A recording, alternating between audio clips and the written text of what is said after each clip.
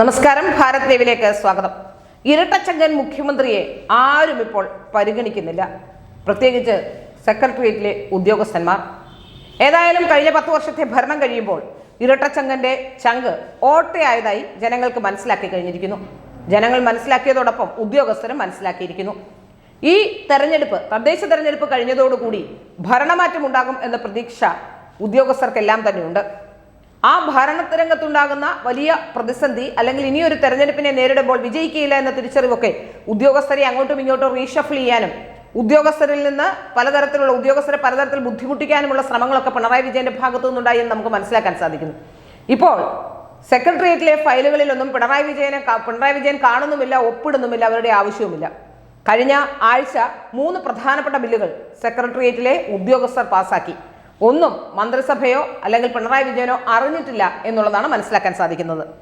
ഏതായാലും തദ്ദേശ തെരഞ്ഞെടുപ്പിലെ ഭരണമുന്നണിക്ക് ഉണ്ടായ കനത്ത തിരിച്ചടിക്ക് പിന്നാലെ സംസ്ഥാന ഭരണതലത്തിലാണ് ചില വൻ അഴിച്ചുപണികളും ഉദ്യോഗസ്ഥ തലത്തിൽ ചില നീക്കങ്ങളുമൊക്കെ പിണറായി വിജയൻ നടത്താൻ ശ്രമിച്ചത്.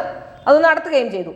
ഏതായാലും വരാനിരിക്കുന്ന നിയമസഭാ തെരഞ്ഞെടുപ്പിൽ ഒരു തരത്തിലും ഇനി CPM-ന് രക്ഷപ്പെടാൻ കഴിയില്ല എന്ന് ഉദ്യോഗസ്ഥർക്ക് മനസ്സിലായിരിക്കുന്നു.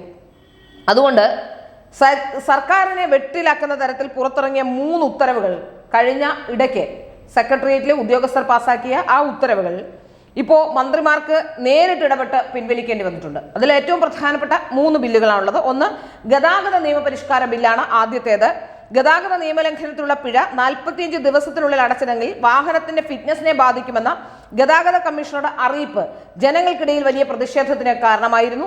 കേന്ദ്ര നിയമമാണെങ്കിലും തെരഞ്ഞെടുപ്പ് കാലത്ത് ഇത് നടപ്പാക്കുന്നത് തിരിച്ചടിയാണ് എന്ന് മനസ്സിലായതോടുകൂടി KB ഗണേഷ് കുമാർ ഇത് പിൻവലിക്കാനുള്ള നീക്കം നടത്തുകയും ഈ പരിഷ്കാരം ഉടൻ തന്നെ മരവിപ്പിക്കുമായിരുന്നു. ഇത് സത്യത്തിൽ ഒരു കേന്ദ്ര നിയമമാണ്.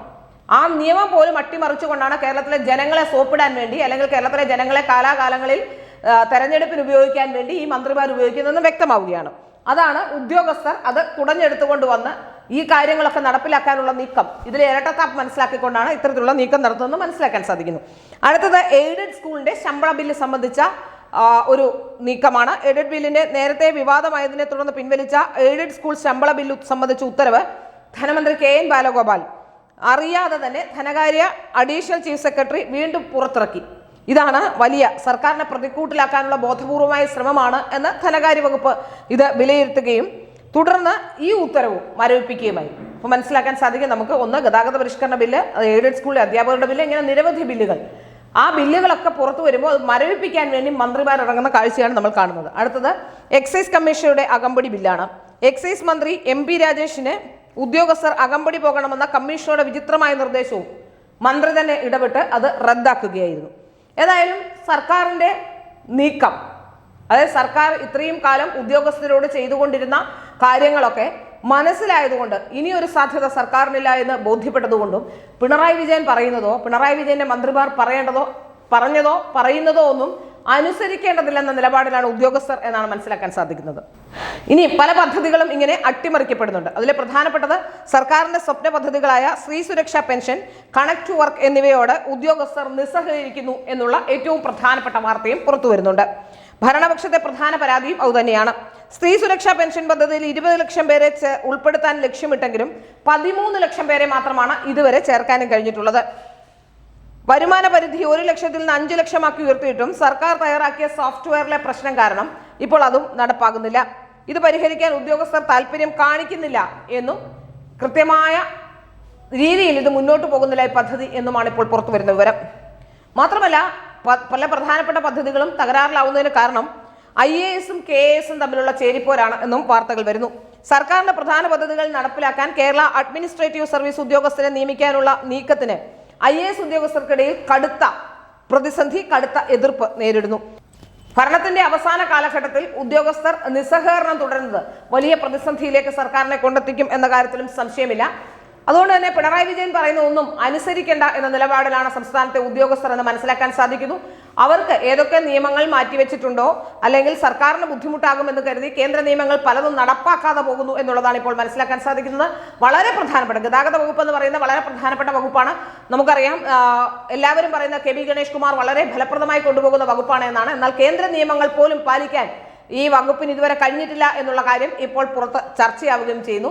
കേന്ദ്ര നിയമങ്ങൾ പോലും നടപ്പിലാക്കാതെ മറ്റുള്ളവരെ സുഖിപ്പിച്ചുകൊണ്ട് മുന്നോട്ട് പോയി വോട്ട് നേടി വിജയിക്കാനുള്ള ശ്രമമാണ് നടത്തുന്നത്. ഏതായാലും കെ പി ഗണേഷ് കുമാർ പരാജയം മണത്തിരിക്കുന്നു എന്നാണ് മനസ്സിലാക്കാൻ സാധിക്കുന്നത്. കണ്ട ചാനലുകൾ, ഓൺലൈൻ ചാനലുകൾ അടക്കം എല്ലാ ചാനലുകളും കയറി ഇറങ്ങി ഇന്റർവ്യൂ കൊടുക്കുകയാണ് കെ പി ഗണേഷ് കുമാർ എന്ന് മനസ്സിലാക്കാൻ സാധിക്കുന്നു. അങ്ങനെ കേരളത്തിലെ സർക്കാരിന് മൊത്തത്തിലൊരു പരാജയ ഭീതി ഇപ്പോൾ ഉണ്ടായിട്ടുണ്ട്. ഇനിയൊരു ഭരണം CPM ഉണ്ടാവില്ല എന്ന തിരിച്ചറിവ് തന്നെയാണ് അതിന് കാരണം. ഈ കേരളത്തിലെ CPM ഭരണം കൂടി പോയാൽ ദേശീയ തലത്തിൽ പോലും വട്ടപൂജ്യമായി നിൽക്കുന്ന ഈ കമ്മ്യൂണിസം തന്നെ വളരെ പ്രധാനപ്പെട്ട രീതിയിൽ ചർച്ച ചെയ്യപ്പെടും എന്ന കാര്യത്തിൽ സംശയമില്ല. ഏതായാലും കമ്മ്യൂണിസ്റ്റ് സർക്കാരുകളുടെ അന്ത്യം കേരളത്തിനും സംഭവിക്കാൻ പോകുന്നു എന്നാണ് മനസ്സിലാക്കാൻ സാധിക്കുന്നത്. വേറെ എവിടെയും കമ്മ്യൂണിസ്റ്റുകളെ കാണാനുമില്ല, കമ്മ്യൂണിസ്റ്റ് ആശയമുള്ളവരെ കാണാനില്ല. വല്ലപ്പോഴും കാണുന്ന കൊടി എവിടെയെങ്കിലും കാണുന്നുണ്ടെങ്കിൽ കേരളത്തിൽ മാത്രമല്ല ഇന്ത്യയിലുടനീളം ഇവരുടെ കൊടിയുണ്ട്. പക്ഷെ ആ കൊടി കാണുന്ന റെയിൽവേ ട്രാക്കിലാണ് എന്ന് മാത്രമാണ്. ചെങ്കൊടി കാണുന്നത് റെയിൽവേ ട്രാക്കുകളിലും ഏതെങ്കിലും അപകട സ്ഥലങ്ങളിലും മാത്രമാണ് എന്നുള്ളതാണ് ഏറ്റവും പ്രധാനപ്പെട്ട കാര്യം. അതുകൊണ്ട് തന്നെ കേരളത്തിലെ ഭരണം കൂടി കഴിഞ്ഞാൽ, കേരളത്തിലെ ഈ നിലവിലുള്ള ഭരണം കൂടി അവസാനിച്ചാൽ പിന്നെ യാതൊരു മാർഗവുമില്ലാത്ത അവസ്ഥയിലേക്ക് CPM പോകും എന്നാണ് മനസ്സിലാക്കാൻ സാധിക്കുന്നത്.